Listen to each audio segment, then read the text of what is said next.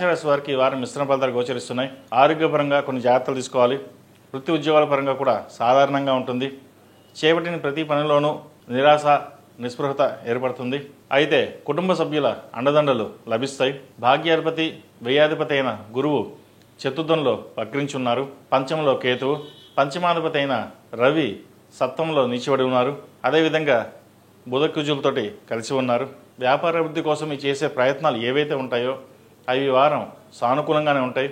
ఒక అడుగు ముందుకు వెళ్ళదు, ఒక అడుగు వెనక్కి వెళ్ళదు. ఎక్కడ వేసిన గొంగలి అన్నట్టుగానే అలాగే నిలిచిపోయి ఉంటుంది. ఏం చేయాలో తోచిన పరిస్థితి ఏర్పడుతుంది. అయితే వీరికి ఏలినాటి శని కూడా నడుస్తుంది. గత వారం బాగున్న ఈ వారం ఏలినాటి శని వీరికి అంత అనుకూలంగా లేదు. ప్రతి పనిలోనూ ఆటంకాలు ఎదురవుతూనే ఉంటాయి. నిరాశ నిస్పృహత ఎక్కువ అవుతుంది. లాభాధిపతి అయిన శని వ్యయంలో ఉన్నారు. ఖర్చులు మటుకి అదుపులో ఉంటాయి. రావాల్సిన పాత బాకీలు ఏవైతే ఉన్నాయో అవి వచ్చే అవకాశాలు గోచరిస్తుంది. అదేవిధంగా విదేశీకి సంబంధించిన విషయ వ్యవహారాలు సానుకూలపడుతుంది. ఆరోగ్యరీత్యా కొన్ని జాగ్రత్తలు తీసుకోవాలి. తృతీయ షష్టమాధిపతి అయిన బుధుడు సప్తమంలో ఉన్నారు. ఆరోగ్యరీత్యా కొన్ని జాగ్రత్తలు తీసుకోవడం చెప్పదగిన సూచన. వివాహ సంబంధించిన విషయ వ్యవహారాలు సానుకూలపడతాయి. ఒక మంచి సంబంధం కుదిరే అవకాశం గోచరిస్తుంది. ఈ రాశిలో నిర్మించిన విద్యార్థులకు కాలం అనుకూలంగా ఉంది. గతంలో కంటే ఈ వారం చాలా అనుకూలంగా ఉందని చెప్పొచ్చు. మీరు చేసే కృషి పట్టుదల మిమ్మల్ని ముందుకు నడిపిస్తుంది. ప్రభుత్వ పరంగా ఉద్యోగం కోసం ప్రయత్నం చేస్తున్న వారికి, ఈ గ్రూప్స్కి ప్రిపేర్ అవుతున్న వారికి కాస్త నిరాశగా ఉంటుంది. అయితే పట్టుదలతో మటుకు ముందుకు వెళ్ళాలి. ఏదైనా సరే కష్టంతో కూడుకునే పనే ఉంటుంది కాబట్టి ప్రతిరోజు దక్షిణామూర్తి స్తోత్రాన్ని పఠించి ఏ పైన కార్యక్రమం ప్రారంభించండి. దక్షిణామూర్తి రూపుని మెడలో వేసుకోండి. మంచి ఫలితాలు ఉంటాయి. ఈ రాశిలో నిర్మించిన స్త్రీలకు వృత్తి ఉద్యోగాల పరంగా వ్యాపార పరంగా అనుకూలంగా ఉన్నప్పటికీ సంతానపరంగా కొంచెం ఇబ్బందికరమైన వాతావరణం ఉంటుంది. ఏదైనా సరే బంధువర్గం మీకు సహాయ సహకారాలు అందిస్తారు.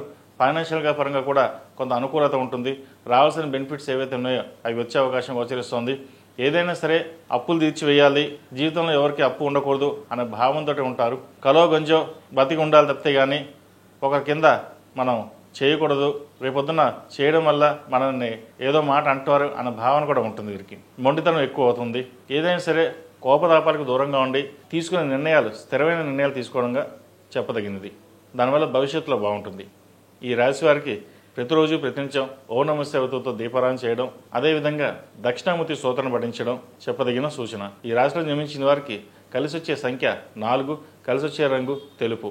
ఏదైనా పని మీద బయటకు వెళ్ళినప్పుడు ఆదివారం కానీ గురువారం అడిగిన వెళ్ళండి. మంచి ఫలితాలు సంప్రాప్తిస్తాయి.